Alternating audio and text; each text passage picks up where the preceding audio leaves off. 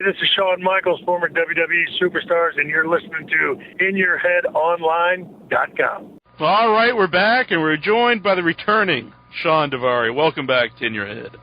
Hey, how you guys doing? Good, thanks. How about you guys? Doing pretty good. How about yourself? I mean, I'm fine. It's kind of weird, like, you always start these interviews like I just jumped on, but everybody doesn't know that we've been talking for, like, the last 40 seconds during commercial break, so it's so awkward to pretend, like, oh, hey, how's it going? Good to have me on the show. And we've already been, like, 2 minutes past all that. Yeah, it's like old buddies getting back together. Yeah. You guys are yelling at each other, Barbie and Daivari off air. Right. You can do your stories of, hey, remember back when, 40 seconds ago, when we said this? Back in the day. Yeah. What are you saying, Barb? We're singing memories. Oh, I see. As I'm wont to do. And some people, they might actually know you, they're not better, but they might know you now as Sheik Abdul Bashir. Yeah, that's a new trademark, copyrighted to TNA Entertainment Inc. name that people will probably, on TV know me as from now on. And who knows? Like I said, my intentions when I came to TNA was to exceed and do more than I did in WWE. So hopefully, in the next few years, people will recognize that more so with my name than Daivari. Who knows? Mm-hmm. The last time when we had you on here, you talked about you left WWE. It was your idea to leave WWE. Look, any time since you left, will you ever think of maybe this was a mistake? Every once in a while, I get that doubt in my head, but it was never on like a creative or artistic point of way. It was just purely like a financial thing, just where like every once in a while I'd be thinking like, comparing how much money I could have made compared to what I was doing, comparing to how much more I'm working now to make the same amount of money. But then any time I would get in that kind of train of thought, it was never more so than a day or so, because then I'd go off to Japan and tear the house down and have like the greatest match that at that time I could possibly have, and I'll be like, no, there's no way that I made a wrong decision. It was smart for me to leave, because now I'm able to do things in wrestling that I wouldn't have been able to do otherwise. And as history has proven in this business, when you're able to do that in the long run, it's gonna make you more money. Maybe I'll make less money per year, but then again, I could be a successful entity in wrestling for the next 10 years instead of maybe the next 4 years. Mm-hmm. So, like I said, in the long run, I think it's always a better decision. But no, like I said, the only time I ever thought about that was just once in a while, like little financial stuff. But like I said, every once in a while when I get that in my head, it wouldn't be more so than a day or two. And then, like I said, the thing started rolling with TNA, and then I was like, I'm so happy with the way things are going there. And now I'm just like, no, I definitely made the right decision for me. Yeah. And the whole time you always knew that you wanted to continue with wrestling. That was, that's always been your goal, like your dream to be, a professional wrestler. Yeah. I never quit wrestling. It was just I just left WWE. On top of my resume, it's always going to read professional wrestler. Just underneath it might say TNA, WWE, All Japan, what have you. That I'm sure will change many, many times, before I hang them up. But on the top, it's always going to read pro wrestler. I don't think there's anything else that I'm qualified to do or be interested in doing. No. Was this the first time you went to Japan after you left WWE? You never wrestled there before? Yeah, it was the first time I went for a Japanese promotion. I've been to Japan tons of times with WWE, but this was the first time I went and wrestled for a Japanese promotion. What was it like being in the ring with Great Muta? I saw on your website that you got to wrestle him. Yeah, that was awesome. That was kind of something that I never thought I'd be able to do. When they called me up and said they wanted to start booking me on their shows, I thought, oh, cool, great. It's very rare that they do much with an American on their first trip over there, their second trip over there, however many I did, and that was really cool. I think it was either my first tour or my second tour. They're just like, hey, tonight, you guys are closing the show, and in the match will be like, there's a group of guys I'm in. They're called the Voodoo Murderers. Mm-hmm. Or like me, Taru, and I think a guy named Brother Yashi, and then the opposing team was like the top 3 baby faces in the company, and I was like, holy crap, and Muta being one of them. And that's where I was like, man, I never thought that, A, I would get an opportunity to do this, B, that it would happen so soon. And then, like I said, the amount of time that me and Muta got in the ring was, I think I selfishly took more time in the ring with him than anybody else. I just refused to tag out because I wanted to stay in there with him. Where would you rank that with, like, being in the ring with, like, Hulk Hogan or Shawn Michaels?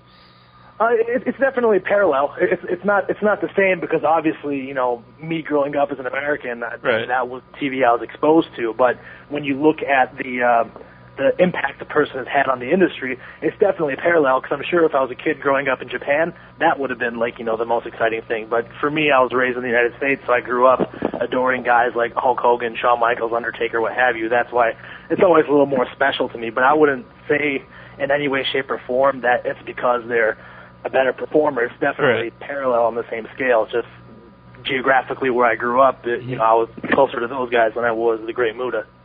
Did you grow when you were like watching wrestling as a kid? Did you see Muta in NWA, or was that before your time? No, I mean, we didn't really get. I live in Minneapolis, so we didn't really get much of NWA or WCW stuff really until they went on with when Nitro and TBS and stuff caught on. Because even I think I was in like 4th or 5th grade before my family even got cable. So the only wrestling I was really able to see was broadcast WWF stuff.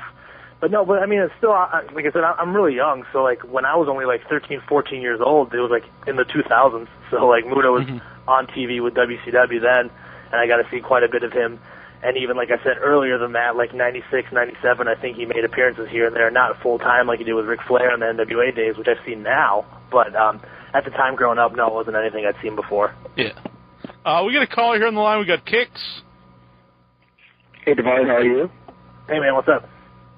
Hey, I got a couple questions, if that's okay with Jack. My first question was, have you spoken to, Muhammad Hassan, ever since, his departure from the WWE, Yeah, I mean, we talk. I mean, we're still buddies. Like, we talk maybe, like, every other week. I think I just text messaged with him yesterday or something, or maybe it was 2 days ago.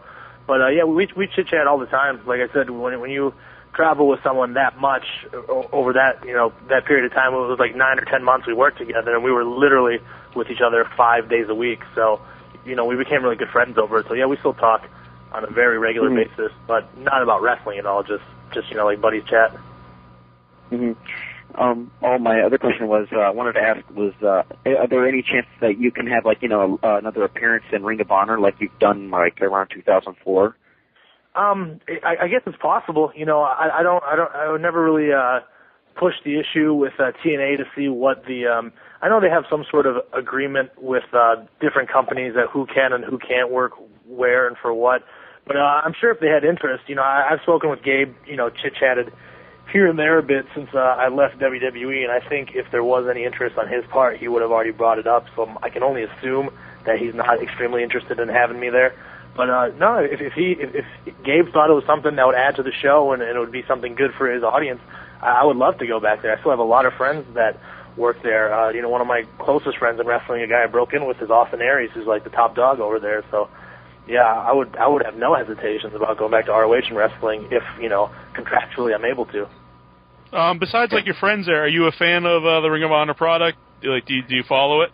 I was, like, when I was working there, even after I was working there, I was a very big fan of it because I don't know why, it was always accessible to me somehow. Some way I'd always get to see the shows, but it seems in the last, I'd say, year to 2 years, I haven't followed much of it, and it hasn't been because, like, I chose not to. It just, I never happened to come across the DVDs or anything anymore. I used to always bump into people or people would always have them in their bags, or somebody would have a show here and there, and I'd watch it. But it just seems in the last year or 2 years, I haven't had any footage accessible to me.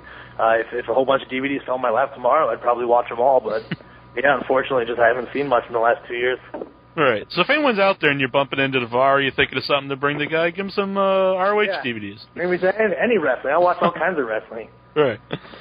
Did you have another question, Kicks, or was that your two? Oh, no, that was just my two. Thanks a lot. Thanks for calling in, man. Thanks. Barbie, you got a question? Definitely. We've talked a little bit about your time in Japan. I was just wondering, was it a bit of a culture shock getting in the ring and wrestling the Japanese style? Was that different for you? Yeah, like the first day, maybe the first 2 days it was, but something that, I feel that I'm very good at is adapting, and that's something that other people have told me that I'm pretty good at that as well. And whether the guy I'm wrestling is, 7 feet tall, 5 feet tall, a guy, a girl, a manager, or even in this case a foreigner. Actually, I was a foreigner, but someone with a different cultural style of wrestling. I'm really good to adapt, and I take direction and instruction very, very well. So, like I said, the first couple days were sort of like off kilter a little bit. I wasn't exactly sure how the people react to certain things, or what from America would actually work and get over there. And then, as I tried things, and the people are kind of like your instant audience. You can pull them right then and there when you try something, and if they react or don't react, you know if it works or not. And then there's a couple like other American guys there, like Taiokeia, who's been wrestling in All Japan for 14 years, and he's from Hawaii. He's an American, so he was really able to fine tune stuff and be like, when you did this, you should have done this, and here's why. And like I said, after the first show, 2 or 3 shows, I kind of got the hang of it, and now I think I got a little bit of an idea of how the Japanese people like to work, and a lot of the guys are pretty happy to work with me. I think I don't recall there being much hubbub, especially when I was working with some of the guys that were higher up on the card, and usually if you're working with a guy that high up on the card, it's kind of by request or by recommendation. So I would assume that I fit in relatively well enough where guys higher up in the card that were kind of a big investment of the company that felt comfortable working with me. Is your character over in Japan the kind of the same way it is in the United States, or is it different? No, it's completely different because I shouldn't say most, but some of the other world, they don't really got heat with the Middle East. Japan, a Middle Eastern guy in Japan is just a guy. It's not a big deal over there because terrorists haven't blown up the Tokyo Dome or anything, so they got really no issue with it. But something that did kind of help me is just the WWE TV being behind me. Like, not everybody over there, and I'd say it's completely different audiences. The wrestling audience there isn't the same as the WWE audience, but some of it is crossover, so some of that did help me out. But no, for the most part, like I said, you know who the heels and faces are, but it's like, if you've ever seen Japanese wrestling, it's not like they give the heels heat like they do here in the States. It's just kind of, I like this guy, I don't like this guy, but let's watch these athletes have a contest. Did you get a question from the board, Incher? Yes, actually, I do. I don't know if this is a technical name for these boots, but Bot Cobb, he wants to know, are you going to be keeping the pointy boots in TNA? No, you know what? It was that was something that came as a recommendation from Jeff Jarrett, and he asked if I could bring. They brought up and said, "Hey, can you get those curly-toed boots?" And I looked into it, and like everybody was saying, anyone I talked to, every boot maker said, like, we got like 6 or 7 other guys ahead of you. It's going to be 4 months to 6 months before we can even get started on them. And usually by then it takes another month to 2 months. So it's going to be like half a year longer before I even got them.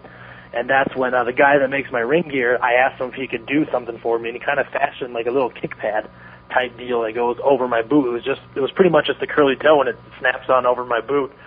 And I used that a couple times, but when I saw it on camera, it looked funny. It didn't look exactly right to me, so I think I'm just going to go ahead and order the actual curly toe boots, but it'll probably be, like I said, 6 months to a year before it actually, gets in my possession. But, hopefully, when it comes from a recommendation from the boss that high up, you kind of just do it. So yeah. It's not something I'm opposed to, and it seems to be something he likes. So, yeah, it's very likely you'll see him again. They're in high demand, those curly boots. There's something I like, too. Me, Abdullah the Butcher, and maybe the Iron Sheik are the only 3 in the world that ever request them. Are we ever going to see you load the boot, kind of like the Sheik used to tap it in the corner?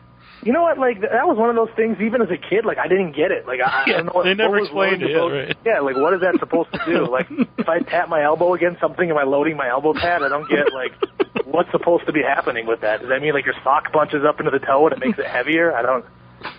If you guys figure out the logic behind it, please let me know. Right. Well, we didn't get that far into our interview with the Iron Sheik. It lasted 1 question. So. Yeah, see, what the hell was inside with your nasty curly toenails? Is that what stabbed somebody in the eye? We've got another caller here on the line. Who is this? Hi, my name is AG. Hi, do you got a question for Shawn Daivari?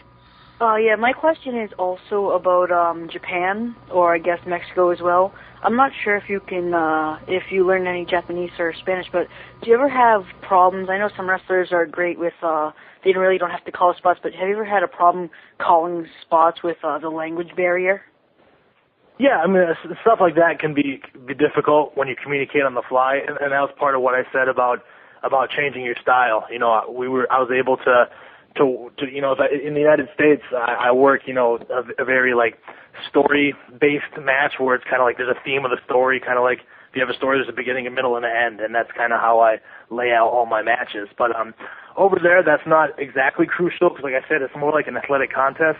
So a lot of the times when you take that out of there, there's no really need for communications. It's just kind of give and take, and it kind of like I can only imagine what like ballroom dancing is like. It's like the people aren't talking to one another, but somebody leads and somebody follows, and then occasionally you switch up the roles where the other guy leads, the other guy follows, and then by not communicating, I think it made things a lot easier. Like I said, those first couple matches that were kind of weird is because I think I was trying to communicate too much with the other guy or trying to do it, in a way that I would in the United States, which really didn't work over there. But yeah, once we learned, like, we could seriously have like a 25-minute match and only have to talk about it for 2 minutes.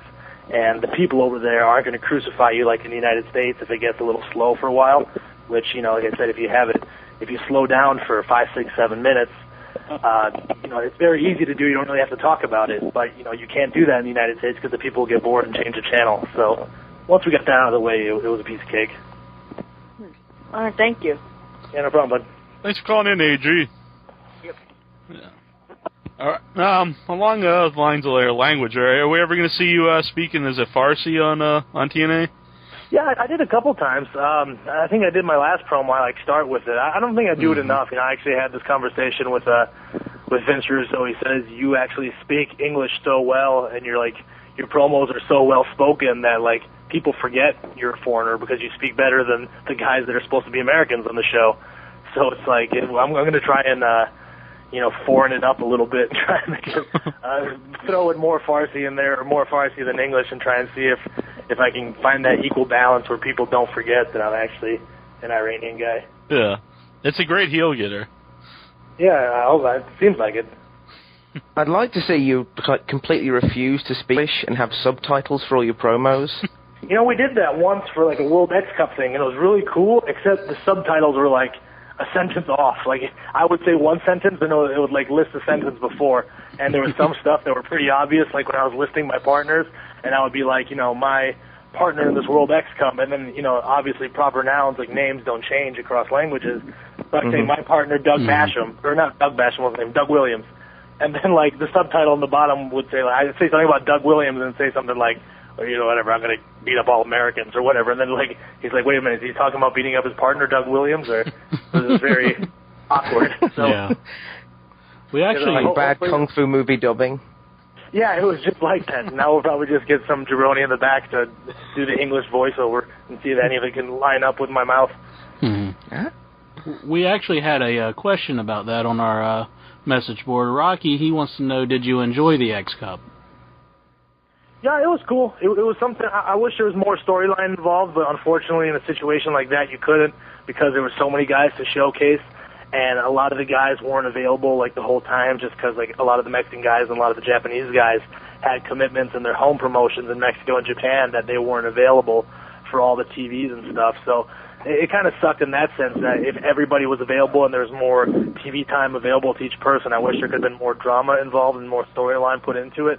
But no, all in all, I thought it was a great way to to have me step my foot in TNA. Even though they tried to reboot me with this Sheik Abdul Bashir character, it wasn't like when these vignettes on me started, whenever they did a few weeks ago, that was the first time people were seeing me. Even though it was kind of like a start of a new character, it still had at least a month of TV time behind it for maybe those people that didn't know me from WWE. Then they got to see me, and after they see me for a little while, then they got to hear my story. So I think it was very cool. Definitely a cool way for me to step foot, through the door.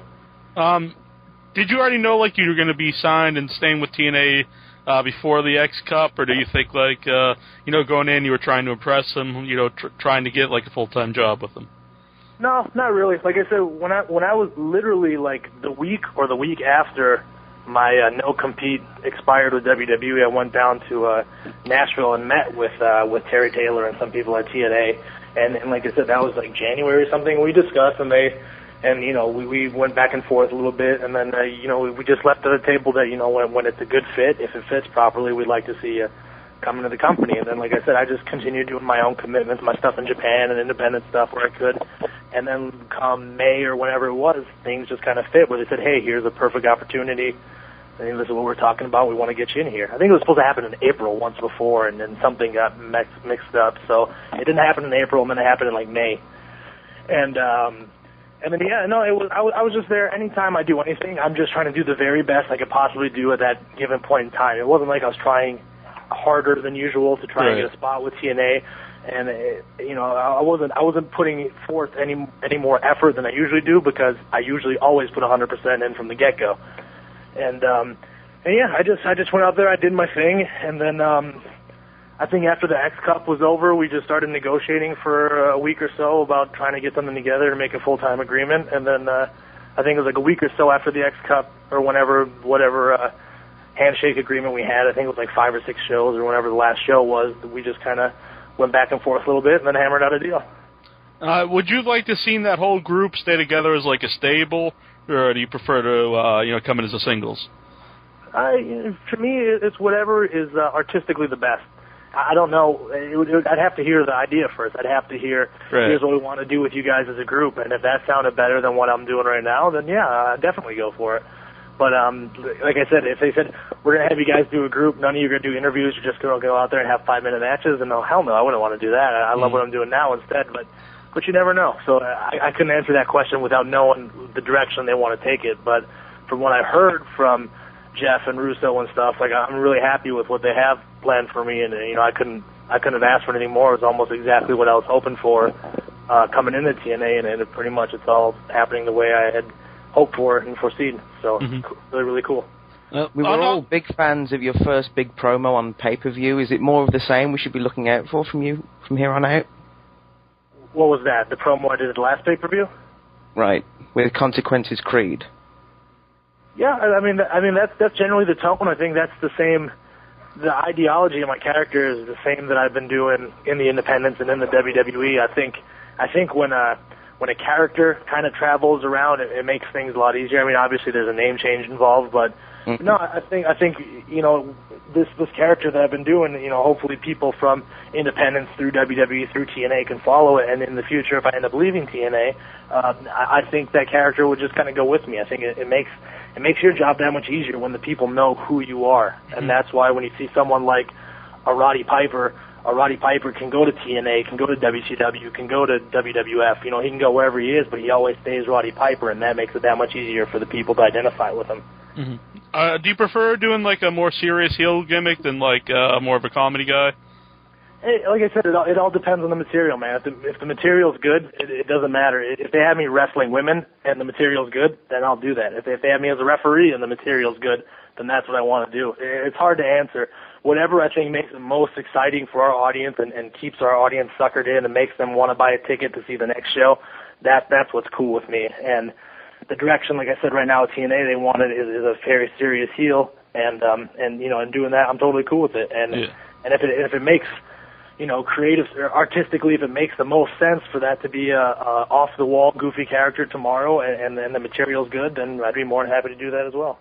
I'll let everybody know you can check out your website at ShawnDaivari.com. We'll have the link right up on our website, so if you're not sure how to spell the last name, you can just click right on that. And you also got an email if anyone wants to book you, off of TNA. It's bookdaivari@gmail.com. Is there any particular indie shows that you have upcoming? Not that I can remember. My calendar's not in front of me. I'm pretty much available. I'm wrestling almost every weekend. I'm trying to say, I think this weekend I'm doing a house show loop with TNA, through Kansas and stuff. But I'm still around. That was something that was, like I said, talking about the negotiations with TNA was I was able to keep my own third-party bookings. So there's a good, I can still get booked on independent shows, wrestling conventions, autograph signings, whatever. So, and I'm working pretty much full-time every weekend. So if there's an independent show in your area, there's a good possibility that I might pop up or I could be there. So that's something that, like I said, it's really cool that I get to do TNA stuff and be on TNA TV, but it's very cool on their part that I can still go do these smaller independent shows and get to do, the personal meet and greet with the fans and go out there and wrestle 35, 40 minutes a night if that's what the promoter wants and give the fans, their money worth. So that was something, like I said, that was a very important deal to me, and it was very cool of them to give me that kind of freedom. So, yeah, like I said, I'll be around. If there's an indie show in your neighborhood, there's a good chance I'll be around. If you want to book me on your show, like you said, you can go on my on my website, ShawnDaivari.com, and get a hold of my agent through there. I think it's bookdavari@gmail.com is his address. Yeah. And get a hold of him. Like I said, if you want independent shows, autograph signings, wrestling conventions, what have you, hopefully I'll be around and will continue to be around throughout the rest of my career at TNA. Yeah. Also on that website, you can get your Radical Muslim shirt, which I was a big fan of. Who designed that? I did not buy one. What's funny is there's a guy, his name is Aaron Aguilera. He used to wrestle in WWE as Jesus. Like former guest of ours. Right. Yeah. So, I wrestled with him in Japan. He wrestles as Zodiac over there. And he was just telling me about this like dumb idea. He's like, you need a T-shirt that has absolutely nothing to do with wrestling. He said, it's just a funny shirt. And I was like, what do you mean? He's like, well, you're a heel, nobody likes you, so nobody's going to buy your shit. But if you just make a funny shirt that has absolutely nothing to do with you or wrestling or whatever, people will buy it. And then, one thing led to another, and we came up with a Radical Muslim T-shirt. It was a pretty cool deal. It's selling pretty well, too, actually. I was surprised. I was like, because, having it on my website, I'm like, well, only wrestling fans go to this website, so why would a wrestling fan buy a non-wrestling shirt? But surprisingly, it's selling like crazy, so. Yeah, it's all matters. Now, when you're doing indie shows, do you ever get more heat, depending what part of the country in? If you did a show over by Incher in West Virginia, are the guys gonna just attack you or anything like that? No, I mean, I think in 2008 people are pretty smart to what's going on, and even there's been times where inside the arena I was like, man, these people are gonna riot any second now and hop over the guardrails and kick our ass. And then as we're leaving the building to go in the parking lot, those exact same fans are running up to you begging for an autograph or to take a picture with you and stuff. So like I said, in 2008, I think the fans are pretty smart to what we're doing, and they're playing their part just as much as we're playing our parts. And then about the independent show stuff, it's really weird when you have independent shows and you bring in a talent that has some TV time behind them or people are used to seeing on TV, be it WWE or TNA or what have you. 99.9% of the time the reaction's positive, just because it's like, hey, I know this guy, I've seen him before, because usually for most of the other cards, they're not too familiar with the guy that's there, unless, like I said, it's a regular show that runs at a regular building and the people get to know him. But like I said, in a scenario like that, it's always been a positive reaction where I'll come out, and even if I'm supposed to be the heel in the match, I'll be like, hey, I've seen that guy on TV before, yay, go him. No, we were just at the NWA Fan Fest this weekend, and when we were talking to Mike Graham, he said a fan actually came up with a squeegee and wanted him to sign it to Sid Vicious. I was just wondering if anyone's ever asked you to sign anything unusual at any of these meet and greets. Nothing too particular I can think of. Kids always want you to sign their arms and stuff. I just think it's gross. Dirty, sweaty kids, and they stick their arm in your face and you sign my arm. Piss off. I don't want to sign your arm. It's a piece of paper or something, sign whatever. Why? Pull out $1 in your pocket, I'll sign that. It just drives me crazy. And kids do it all the time, especially when I wrestle in Europe. 97% of the audience is kids, and these snot-nosed kids keep running up to you, taking their shirts off, sign my back, sign my leg. And for fuck's sake, I don't want to sign anything. Barbie's is covered in signatures. What's that? Barbie's covered in signatures. Oh, yeah.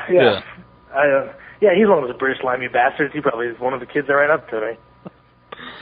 Actually, at the Fan Fest, we heard that a heavy-set gentleman went up and asked someone to sign a man boob. I guess I don't know.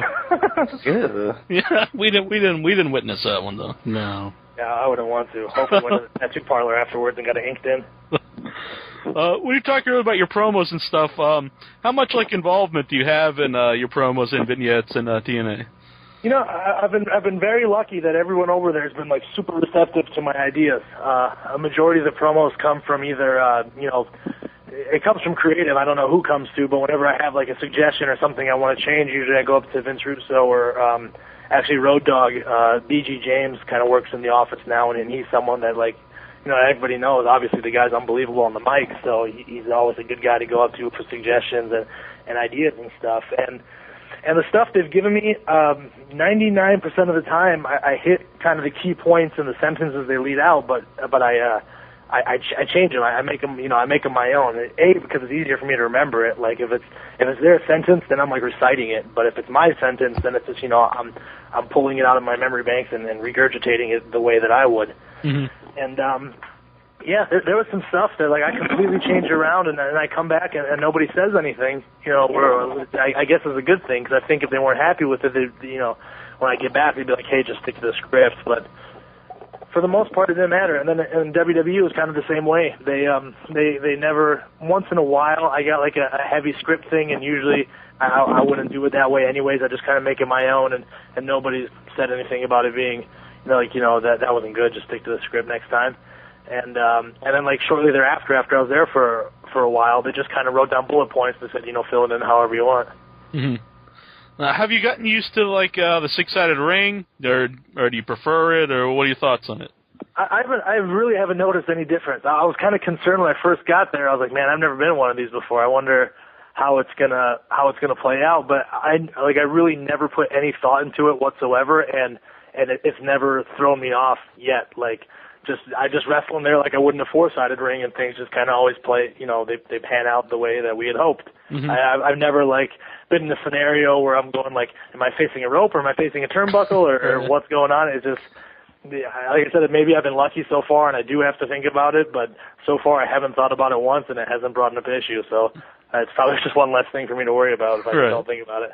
Is it any better or worse? So, like you said, you just don't think about it even for, like, if you're going off the top rope or doing any springboards or anything like that? That is something I did notice. Is going off the top rope is actually a little bit harder because in a ring you got, like, 90-degree angles in a 4-sided ring, so that's kind of more surface area for you to put your feet on, where in these rings, there's more like an obtuse angle, so, like, your feet are almost pointing out sideways like a penguin when you're trying to stand up there. Right. So that was a little more difficult, but still not enough, again, where I significantly have to stop and think about what I'm doing. It was always just kind of like, I'm in a ring, whatever, do my thing. And other than that, I really don't notice the difference. I think it's great as far as branding for the company. I think it's very identifiable.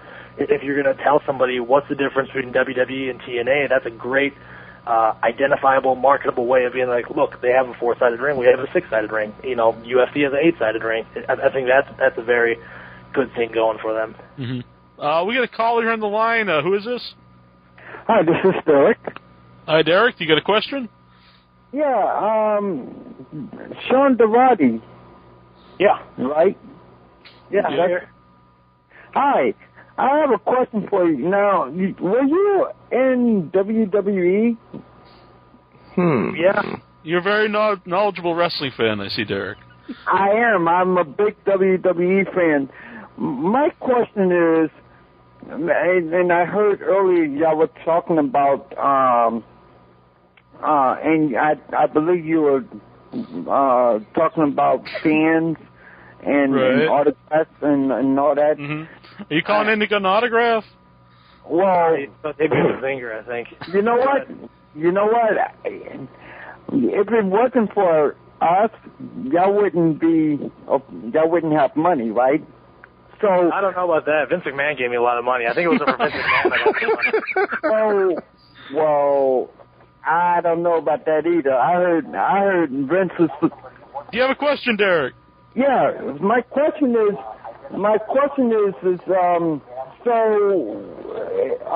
Daivari, what happened to you? Because I remember watching you on WWE. Right, WWE, right.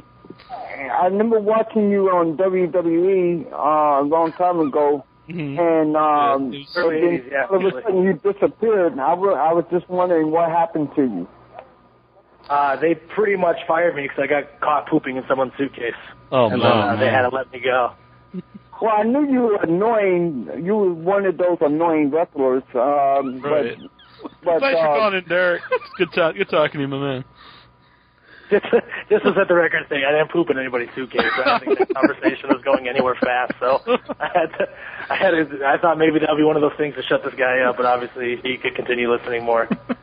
Sorry about that, caller. Right. No, it's all right. He has the right to call. Everybody else does. Whatever. It's no big deal. It's fun. We need to keep that guy around. Right. I know. You might have just found your new superstar. This could be the guy that makes your show the hottest show in the wrestling community. Oh man, Derek, you're a good man out there. If you were to defecate in a bag, is there anybody you wouldn't mind doing that to? Maybe my little brother. That's about it. He's the only guy that I can do it to and not feel bad about it. You got a question from the board, Incher? Yeah, Wrongness Attacks wants to know, if you were to go back to managing in TNA, who would you like to manage? Again, I'll have to go to my cliche answer, number 27-B. That it's just whatever makes the most creative sense. I hate doing stuff that fans are watching and go, huh? How the hell did that happen? Or why did that happen? If it's something that made the most sense and it was very entertaining for our audience, then that's what I want to do. If that happens to be Samoa Joe, great. Kevin Nash, great. If that happens to be Awesome Kong, great. It's whatever makes the most sense that'll keep the fans, again, most interested and most willing to buy a ticket to come back and see the next show. So basically, you don't want to manage Curry Man. No, actually, that's probably my favorite. That's probably the night off. All I have to do is dance. I can get paid the same without taking any bumps. I'd love to do that. Now, would you prefer to wrestle in the X division, or would you rather wrestle the heavyweights, or I think outside the. I don't know specifically if that's tag team or heavyweight or knockouts or what have you, but I think outside the X division would be the best bet for me, because knowing how I wrestle, it's going to be very difficult for me to stand out in the X division, because there's a lot of really, really talented guys there that can do some amazing things that I can't even come close to. So it's in a situation like that, it's going to be very difficult for me to stand out and shine in that environment. But the one thing that I am good at is things like, a promo, or like I said, storytelling in the match, or building drama up to pay-per-view. Those are the things that I am pretty good at. And not to say those X Division guys aren't either. It just seems like they don't get the TV time to play that stuff out. So I shouldn't say it that way, as in those guys can't do it. But the TV time they are given, and the things they are given time to showcase is their in-ring ability. And like I said, in a scenario like that, I couldn't hold a candle to half of those guys. I'd say more like 80% of those guys I couldn't, hold a candle to them. So I think it would be better for me, and TNA would get the most bang out of their buck for me by not having me in the X division.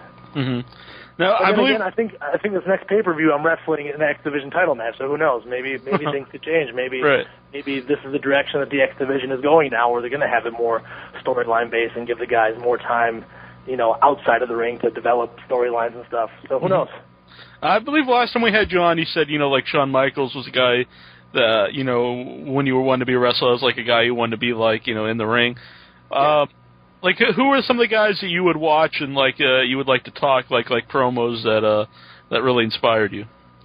Oh, Mick Foley, hands down. I don't think there's anybody in wrestling that's able to give a more emotional promo than Mick Foley. Terry Funk and Ric Flair are up there too, but I don't know if they have the. I don't know if I don't know that they don't have. Maybe they do, but I know for a fact that I've seen Mick Foley do is he's always able to pull a little something extra out of the guy he's working with, and that kind of goes to show if you go to guys and ask them, what's your favorite match of all time, or what's the favorite match you've had? A lot of top guys, their favorite match have Mick Foley involved. I think he's the most underrated supporting character in the history of wrestling. He never was. The draw that, he was obviously a huge draw, but he never was Hulk Hogan or Stone Cold Steve Austin or The Rock. But like I said, for the latter of the two, Steve Austin and The Rock, they were able to become who they were thanks to a supporting character like Mick Foley. So yeah, definitely. If I get a chance to work with him in the future again, I chatted with him here and there in WWE, but he wasn't really a full-time guy, so he wasn't someone you can kind of work with, or I was never in any angles with him or anything. I just got the 5-10 minutes of chit-chat with him when I'd see him around. But no, if I ever got to work an angle with him, or if he was someone that got to see me work regularly and could kind of critique me and develop me into, hone my ability to something, higher up in the card or a little bit better of a talent, I think that he would be a great teacher and definitely a great asset to anybody's career, as he's already proven, I said, with Steve Austin, with The Rock, with Randy Orton, with Edge, all these guys, that he made them solidified, main event players. There's rumors that he might actually be going to TNA. Would that would that be something you think would be beneficial for TNA? Oh yeah, definitely. Anytime they get someone that's knowledgeable of the industry, mixed on it all. It's people for the most part just kind of remember his WWE run, but he's been through WWE, WCW, he wrestled in Japan, he had a successful ECW career, he made money in independent wrestling. He's a very well-versed, and that's just the business side of things. Now, if you look at the creative, artistic side of things, the promos he's delivered, the matches he's had, all these things wrapped together, like he could bring something huge to the table, just like guys like Kurt Angle and Booker T have been able to do. And a lot of times, people only get to see the TV side of it; they just get to see the performance side.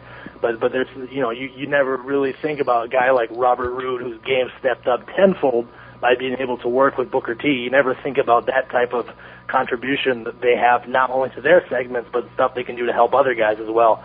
And I think Mick will be very, very good at that. I don't think he'd just be a talent there. I think he'd be very hands-on, and I think a lot of people, from the office to the talent to the audience, will benefit from him being there. Yeah. Anytime he's come back over the last few years, it was always to really to help out the product or help out like a certain guy like Edge. So I would see if he would be there. It wouldn't be like just trying to get like a big money deal or get the championship belt or something like that. I think it would definitely be there to try to help out the company or help out some of the young guys.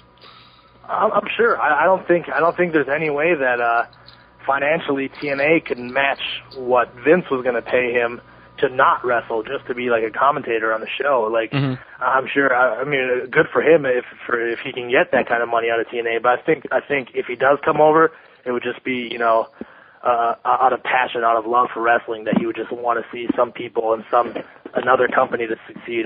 If he came over, I would 99.9% say that would be the reason, and the financial end of it is just kind of the icing on the cake. But a guy like him, he doesn't need to work. He's set. He could stay home and be with his kids, but he's around wrestling because he loves it. Yeah. Which is, like I said, that's the kind of guy you want around to help contribute to your show. Cheap plug for us. You can also listen to our Mick Foley interview on our website, inyourheadonline.com. We've got a El Curryman fan here. He's calling in Indeed. from Portugal. Hello there. How are you doing? How are you, man? I'm doing fine. I have a couple of questions, really quick questions to ask you. First of all, I want to say that back when you were working for the WWE, back when you were with Muhammad Hassan, I thought you were the most talented of the two. And speaking of that leads to my first question, which is not necessarily... Hello? Yeah, go on. Yeah, I'm here. I thought you hung up. About the Great Khali, which is part of your latter part of your career or your stint in the WWE. How was it for you to work with the Khali? It was cool. Like I was something that like a lot of people don't know, and I don't know if I brought this up before. Last time I was on the show, is that when he came to work in WWE, it was literally like he moved to the United States for that job. He's from like a hick country farmer's town, like miles and miles and miles away from any sort of metropolitan city in India. So he's like A, farm boy, B, a farm boy in a third world country, and then all of a sudden he's kind of brought in the United States, and now he's this larger than life TV star with a bunch of money, and he doesn't even know how to work a washer and dryer. So it's like when he came here, we were able to develop a really, really close, and still to this day we're close friends, and our friendship was based off of literally, it felt like I was kind of raising a newborn baby. And this has absolutely nothing to do with wrestling, but this just had to be, I had to teach him how to pump gas. There was so much stuff that he had no idea how to do, because like I said, none of that stuff was necessary to him or available to him in India. So like when he came to the United States, it was a huge, huge culture shock for him, and I tried my hardest just to make things as comfortable for him or as easy to transition to the U.S. as possible. And like through that, and he's just such a nice guy, such a gentle giant, such a big heart. Like it was so easy for me to pretty much fall in love with the guy. And like I said, to this day we're like close friends. And I would do anything for him, and I would probably guess to say that he would likewise. So yeah, I mean, outside of the wrestling, like he was probably one of the coolest guys I've ever had to work with, and it wasn't even working because we were like friends. It was like the coolest guy I ever got to hang out with. I always thought a good way, actually, you could have brought him in where you could have had a magic lamp, you could have rubbed it, some smoke could have came up, and then Khali could have just appeared there. He would have been like your genie. Yeah, but I think that's probably why I don't book wrestling. Yeah. Was it? What are the great? So we probably want to get more than 2 weeks out of this. You kidding me? Vince had a substantial investment in the guy. He wanted him around. He didn't want to get booed out of every building. Either Khali or the Great Muta would appear. No, what was your second question there, Curryman fan? My second question is, I've seen your debut on TNA. You had a very powerful speech, your debut speech. Who wrote that speech? Was it you? Was it somebody from Creative that told you to, say that speech, or? I really don't know exactly which one you're talking about, but like I said, most of the stuff is like, which one are you talking about? The one where you then have a match. You talked about Americans. The last phrase was, "I'm here to rape America," or something. That was rape Lady America. Yeah, there you go. Yeah, yeah. No, America could be a dude. I don't want to rape that. That came from, I believe it was Vince Russo. I'm not 100% sure where it came from, but he like I said, they kind of write you a skeleton, and then you're kind of free to fill it in as you feel. Mm-hmm. So like there were bits and pieces there that were his. I think that was one part that we I threw in on my own. Is where there was one part where it was kind of like, I threw in the 2 cents that I turned America into lady, because I think that the promo was just about like, I came to America, I this and that, I don't love America, I just love raping it. And then I was like, oh, I got a better idea. Why don't we make it Lady America? And then everything was Lady America this, she gave me this, I took that from her, and then in the end it wrapped up with, I don't love America, I just love raping her. Like I said, that was kind of, I guess, a collaboration between both of us. Yeah. Just one last question. I'm out here about your character. Do you have a lot of control about how your character develops, or as well as the creative that tells you which direction your character must go? No, like I said, most of that is I shouldn't say most of it. All of it comes from TNA's creative, and then TNA is very cool about letting you throw in your 2 cents. If you like something, if you don't like something, if you want to change something, they're always open to suggestions, and that goes from everybody from the bottom of the car, bottom employee there, to the agent, to the manager, or to the writer, all the way up to Jeff Jarrett. They're always open to suggestions, and sometimes you give your suggestion and they might like it and say, no, why don't you just stick with what we had figured out? And sometimes you offer them a suggestion and they'll be like, oh no, that was cool, let's change it. I know the last TV taping I did for them, I made a suggestion about something to change it, and Jeff was like, yeah, it's cool, let's change it. And then we did it my way, and then I came back and he wasn't happy with it. He said that was not what I wanted at all, and that was, that sucked. But that was the thing that was very cool, that, like you said, he gave me enough rope to, hang myself, and I did in that scenario. So now, but, like I said, he was never a dick about it. He was so cool. He was just like, we should have just went with the way we had. Thank you for the suggestion, but, I wasn't too happy with it. We might change it up in editing.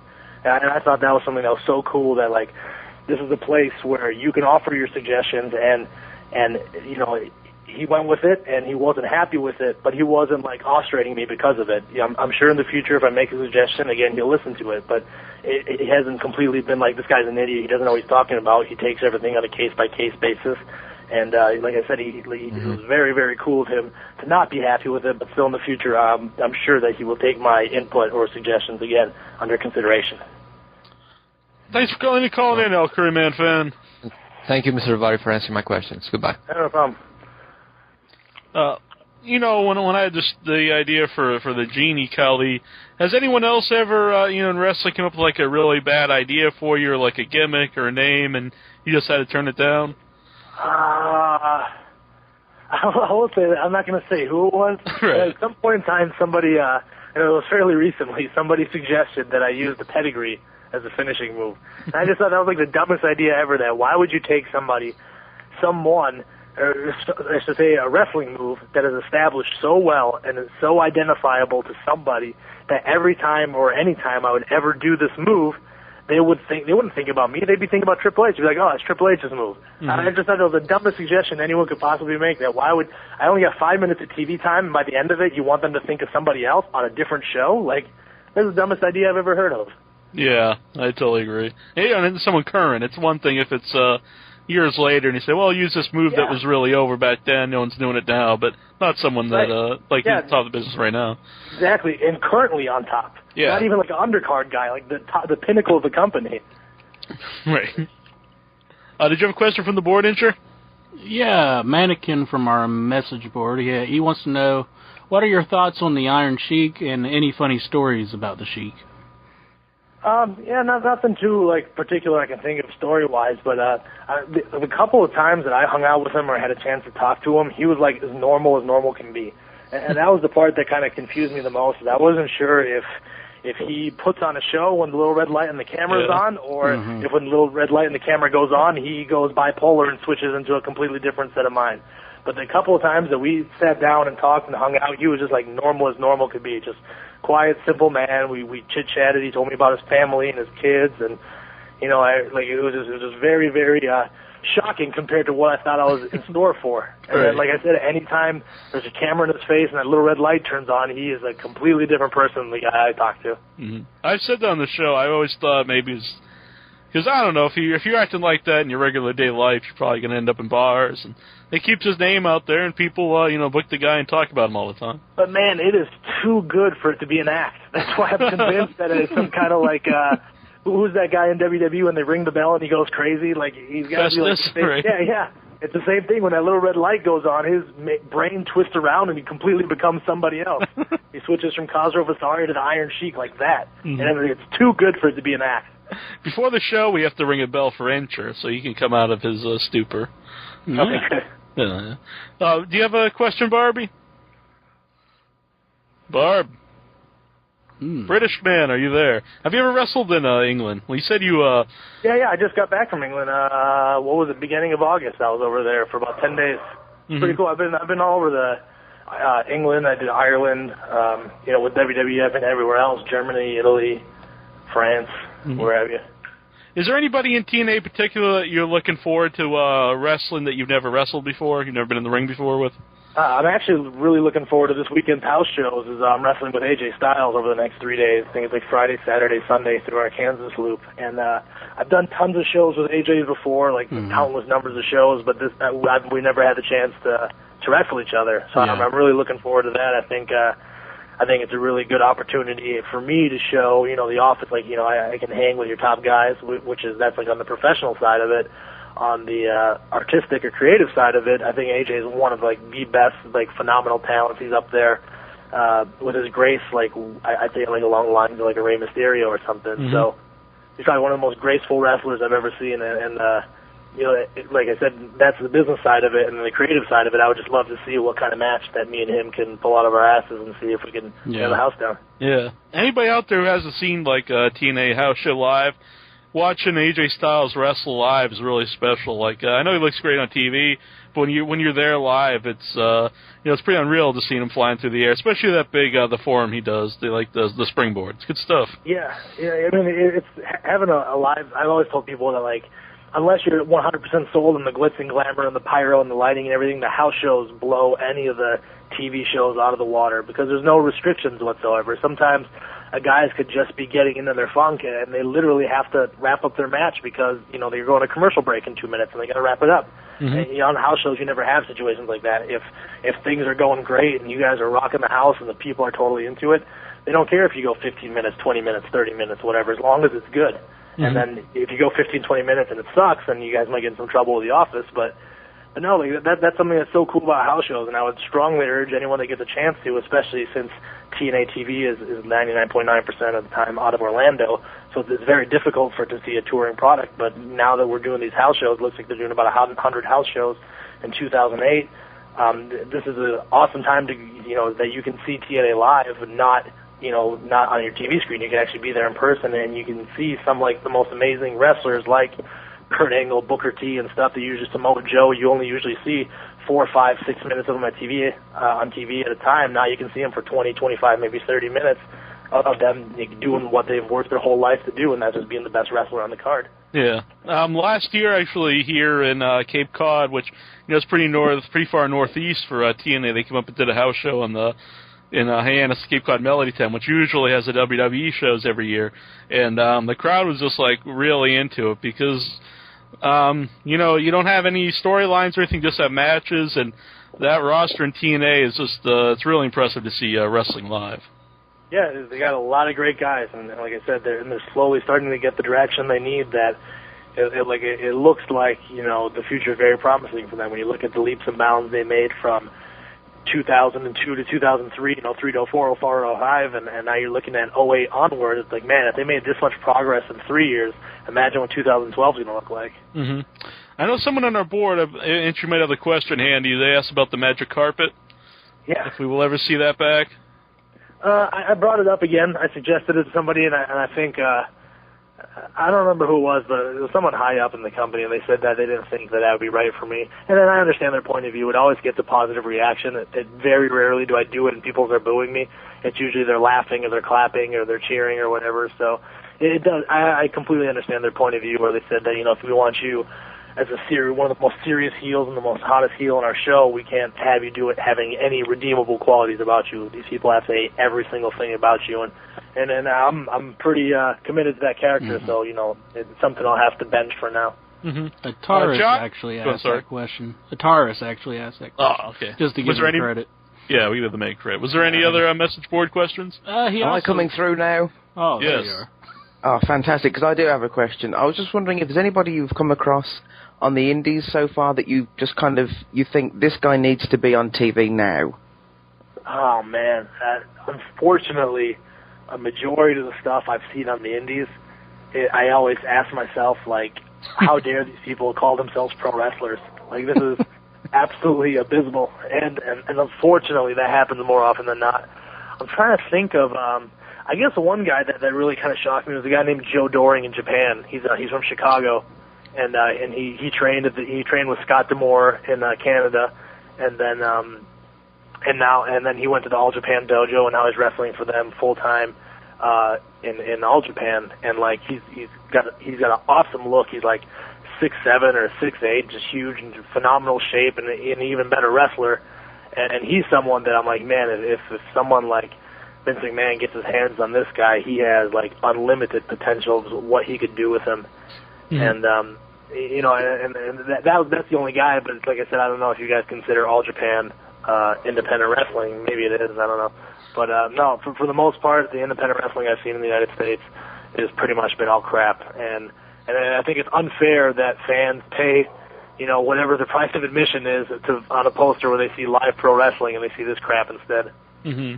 Well, what about it specifically? Is it they're not wearing wrestling gear? They might not be impressive looking guys. No, I mean, when I started, I wasn't an impressive looking guy at all. I think I wrestled in jeans and a wife beater, and I weighed 125 pounds. But I at least had sound training and sound wrestlers working with me that were able for me to put on a professional performance. There's stuff I've seen where it was I would see guys literally in the first three seconds of a match they're doing power bombs and Death Valley drivers and pile drivers, and I'm like, if you start with that, the first 3 minutes of the first match, what's left for the rest of the card, or where are you going to go from there? Mm-hmm. It's if you're watching Rocky in the first scene, he's fighting the top heel in the first scene of the movie. What are you going to do for the other 2 hours? Right.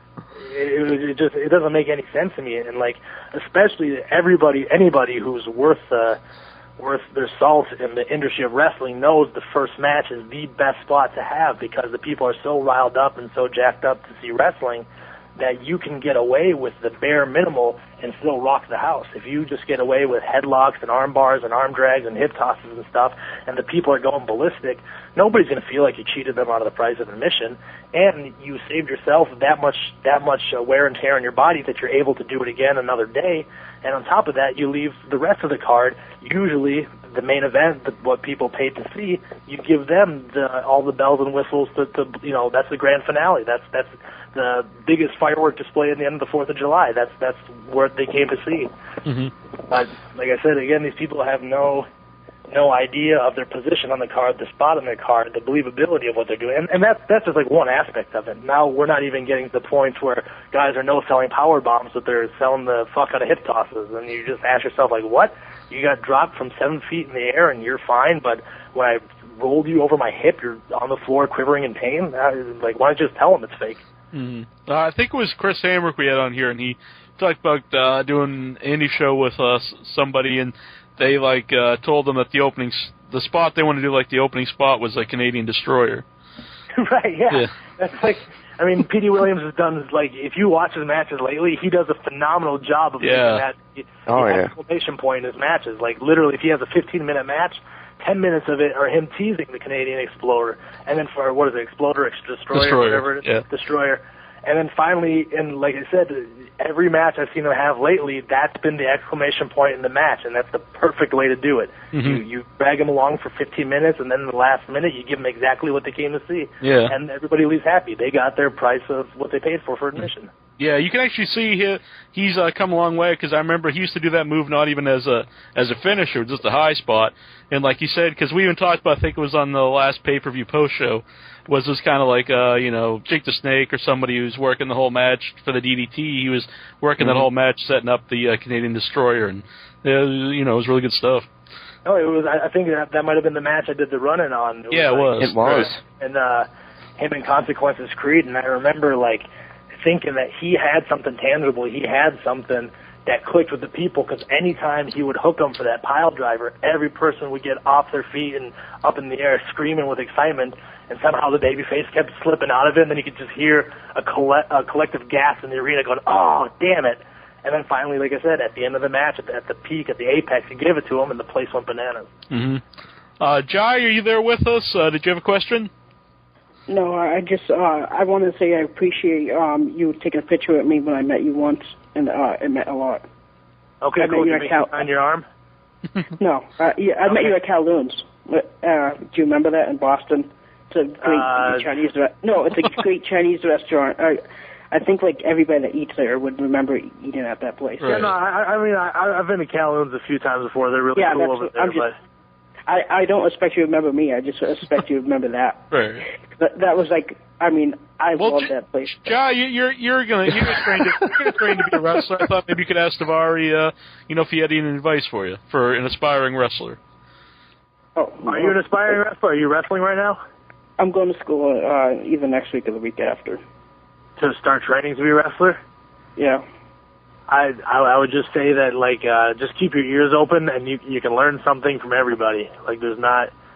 There's some you can learn as much from bad wrestling as you can from good wrestling. It's just important to know what not to do as what to do, and that was something that I don't know if I always believed it, but eventually it caught on to me that you can literally learn something from everybody. The guy that had his very first match can tell you something, and the guy that had his 1000th match can tell you something, and the guy that sets up the ring can tell you something. Just take everything from everybody and then apply what makes sense to you. Okay, thank you very much. Yeah, no problem, dude. Yeah, thanks for calling, Jai. Inchman? Yeah. Taurus, he also wants to know would you ever consider returning to WWE? Yeah, definitely. I mean, like I said, when I left WWE, it was just creatively, I didn't think there was much for me there. If something came along where my deal with TNA ran up and I wasn't working there, and something came along that, like I've been saying this whole interview, artistically or creatively made sense for me, yeah, I'd be more than happy to go back. There was nothing about the place that I disliked. I can't say a bad thing about them because, like I said, artistically and creatively, my first 2 years were great. I loved everything I did. I thought we did some of the best stuff on TV at the time. But like I said, the last year there wasn't much going on, and it just kind of seemed to be that I wasn't a super high priority on the show. So I figured, maybe now is a good time for me to gracefully make my exit, and then who knows? In a few years, maybe the same thing will happen at TNA where they won't, it's not what I thought it would be, and I can make my exit and maybe do something better at WWE. Who knows? Like I said, at the top of my resume says pro wrestler. Anything that follows is completely okay and an option. Yeah. Well, last time we had you on, you said you left WWE. You wanted to pursue your actual in-ring wrestling career and not necessarily being a manager. So, when I saw you pop up in TNA, and I thought it was pretty impressive stuff so far. I was really happy for you, and I hope that you continue and you become a big star in TNA. Yeah, I hope so too. Yeah, well, I would hope you would hope so. Yeah, no, it's my goal to be the biggest jobber ever. I think a big important question do you have any other favorite Chinese buffets? I didn't even know what the kid was talking about. But no, I'm not even that crazy about Chinese food, but now I kind of think I know the place he's talking about, and it's a place called Kowloon's in Boston, and they're super cool. It's just cool to go there as a customer, like a wrestling fan, because you could walk in and they got Mick Foley's boots hanging in the window, and then they got Hulk Hogan's Hulkamaniac weightlifting belt and stuff, and a huge poster of The Rock autographed. It's a really, really cool place for a wrestling fans to go see. And then they've collected all the stuff because over the years, whenever the wrestlers work in Boston, that's the place we all go after eating. They pay for all our food and all our drinks and everything. And usually a guy will leave a piece of memorabilia, be it a weightlifting belt or boots or bandana or tights or something, and they kind of got it sprinkled all over the restaurant. It's kind of like a miniature Boston Hall of Fame. Now, when you were a wrestling fan, before you got into wrestling yourself, did you collect that stuff? Did you collect any memorabilia? Oh yeah, I had so much. I used to. This is how pathetic I was. We used to be able to go in the back of wrestling magazines, and they had like fake wrestling federations where you could like write letters and stuff to each other and do your fantasy wrestling booking. And we used to have like a circle of maybe 20 or 30 different people where we would have like wrestlers' addresses, and we'd like trade them back and forth, and we'd send them letters like asking for autographs and stuff. And there's a lot of people that were really cool with me. Like I remember Hulk Hogan actually sent me an autograph. Maybe it's not him, maybe it's his secretary or whoever, but Hulk Hogan sent me an autograph photo. Hacksaw Jim Duggan did. Mean Gene Okerlund, Sting, all these people that we used to. And then, like, if somebody would write you something back, then you would, like, write to all your friends and be like, this address is good, write him. Right. And I'm sure they get, like, harassed with hundreds and hundreds of letters of these nerds trying to hit them up for stuff. But then here's the part where they totally, like, the karma part about it that is really cool because it was supposed to be karma, but I outsmarted him or her, whatever karma is when I started in WWE, they were calling me Khali Daivari, which is actually my dad's legal name. His name is Khali Daivari. And I think they were billing me from Minneapolis, Minnesota, where I'm from, like when I was wrestling there. And like fans, I guess, would go through the yellow pages or whatever and find Khali Daivari in Minneapolis, Minnesota. The only one was my dad. And he would literally get hundreds and hundreds of letters a day requesting, like, please autograph this for me and send it back. So it was really cool that I was about to get my just desserts, but unfortunately I live somewhere else and my dad got all the heat.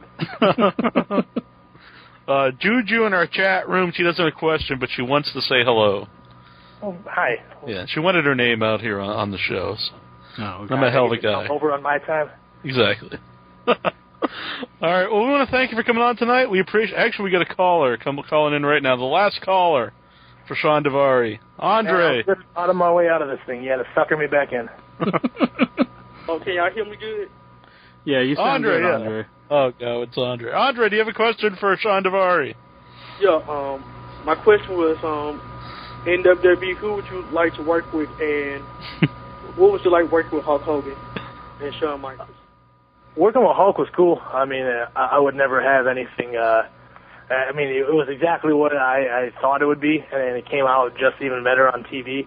But it was someone I was supposed to work with, and these are guys that I've already wrestled with before, but just under the proper circumstances, is I would like to wrestle with Shawn Michaels again, and I would like to wrestle with Undertaker again. I did get a chance to wrestle both of them, but like both of them were in the confines of like a 6-minute TV match, and then like I said, I did that one pay-per-view with Shawn Michaels, and we did a lot of house shows together, but they're always like in tag matches and stuff, or it was like just weird gimmick matches. Like I think one time we did some 2-on-1s with me and Khali against like Undertaker on house shows and stuff. Like I would love to either one of those guys to just have a singles 1-on-1 match with like at a house show where we get 15 or 20 or 30 minutes, however long we need for our match to take place, and then we can just go out there and the two of us can always be the focus of the issue. Whereas usually, like I said, with the stuff with me, Khali and Taker, like Khali and Taker were the focus of the issue. I was just kind of there as a supporting character.